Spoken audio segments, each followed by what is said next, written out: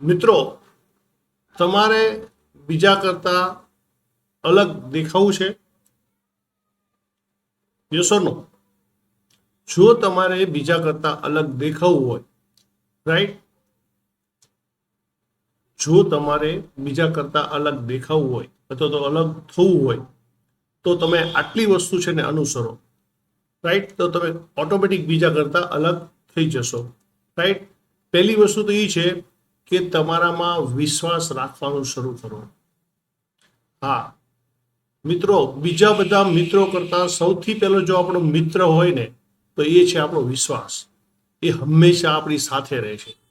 જ્યારે તમે તમારી અંદર વિશ્વાસ રાખવાનું શરૂ કરશો એટલે ઓટોમેટિક તમારી અંદર છે ને કોન્ફિડન્સ વધશે, અને કોન્ફિડન્સ છે ને એ તમારા દરેક કાર્યો છે ને એ સિદ્ધ કરી દેશે. એટલે સૌથી પહેલી વસ્તુ તમારામાં વિશ્વાસ રાખવાનું શરૂ કરો, રાઈટ. બીજી વસ્તુ એ છે કે નકામી સલાહો લેવાનું બંધ કરો.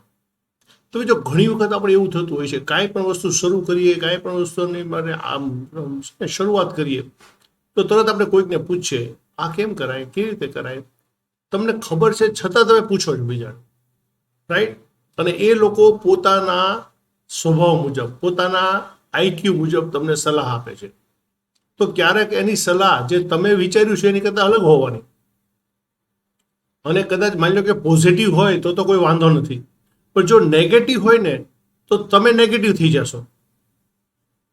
એટલે ખાસ કરી અને નકામી સલાહો લેવાનું બંધ કરો. પોઝિટિવ સલાહ હોય તો બરોબર છે, પણ નેગેટિવ સલાહ નહીં લ્યો, અને એવા લોકોથી પણ તમે દૂર રહો. એ બહુ જરૂરી વસ્તુ છે. તો બીજી વસ્તુ એ છે કે તમારી શક્તિનો ઉપયોગ કરો. મિત્રો, આ ભગવાને છે ને દરેકની અંદર 100% તાકાત આપેલી છે, 100% શક્તિ આપેલી છે. તો એ શક્તિનો ઉપયોગ કરો, રાઈટ. મે બી દરેકની અંદર અલગ અલગ શક્તિ હોય છે. તમે જો આપણે ઘણી વખત આપણે જે દિવ્યાંગ જોઈએ તો દિવ્યાંગમાં એમાં અલગ જાતની એક શક્તિ હોય છે. તો એને આપણે દિવ્યાંગ તો કહી જ ન શકાય, કારણ કે કંઈક તો ભગવાન એની અંદર અલગ વસ્તુ આપી જ છે. તો આપણી અંદર પણ એવી શક્તિ આપેલી છે.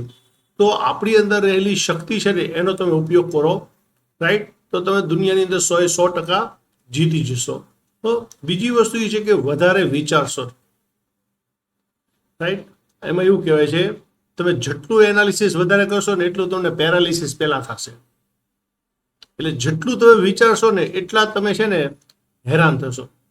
કારણ કે વિચાર શું છે, વિચારો એક આપણે સામાન્ય વાક્ય શબ્દ છે, ખબર, માણસને વિચાર વાયુ થઈ ગયું છે, રાઈટ. વિચાર વાયુ એટલે શું થાય કે તમે એક વસ્તુ વિચારવાની શરૂ કરો કે નહીં, એમાં જો નેગેટિવ સાઈડ વિચારવાની સ્ટાર્ટ કરીને એટલે તમારા બધા વિચારો નેગેટિવ નેગેટિવ નેગેટિવ જ આવશે. તમને એમ થાય કે હું આ બિઝનેસ સ્ટાર્ટ કરું તો બિઝનેસમાં ફાયદો થશે કે ગેરફાયદો? ગેરફાયદો થાય તો તરત વિચાર આવશે, એમાં તો પૈસા રોકીશ તો ડૂબી જશે, એમાં આમ કરીશ તો આમ થઈ જશે, આમ કરીશ તો આમ થઈ જશે, આવું આ થશે. એટલે નેગેટિવ. એટલે વધારે નહીં વિચારો. એક વખત તમે નક્કી કર્યું કે ના ના આ બધું વસ્તુ સરસ છે, બધું પ્લાનિંગ મુજબ છે, તો તમે આગળ વધો, રાઈટ. એટલે નહીંતર એનાલિસિસ એ તમને પેરાલિસિસ કરી દેશે. એટલે બહુ વિચારો નહીં, બરોબર. બીજી વસ્તુ એ છે કે તમારું આગલું પગલું કોઈને કહો નહીં.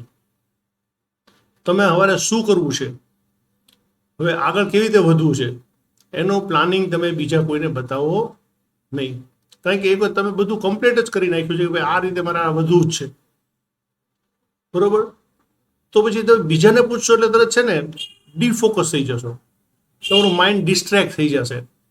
ત્યારે એવું થશે કે હવે આ મેં નક્કી કર્યું હતું એ બરોબર હતું કે નહોતું. એટલે તમારું કામ જે શરૂ કરવાનું હતું ને એ ઓટોમેટિક ત્યાં અટકી જશે.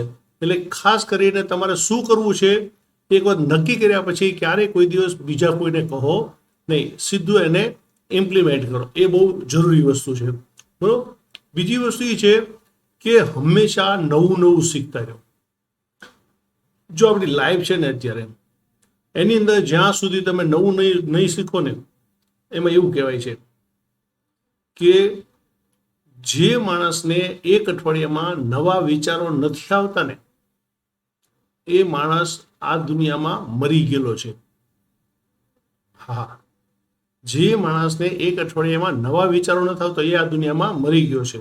તો આપણે તો બધા તો વિચાર તો ખરો યંગ છે, સરસ છે, અને આપણે બિઝનેસ ડેવલપ કરીએ છીએ તો બિઝનેસની અંદર હંમેશા નવા નવા આઈડિયા, નવા નવા વિચારો તમારા આવતા જ રહેવા જોઈએ અને તમારે વિચારતા જ રહેવું જોઈએ અને નવું નવું શીખતા જ રહેવું જોઈએ. જેટલા તમને નવા વિચારો આવે એવું નવી વસ્તુ શીખતા રહો.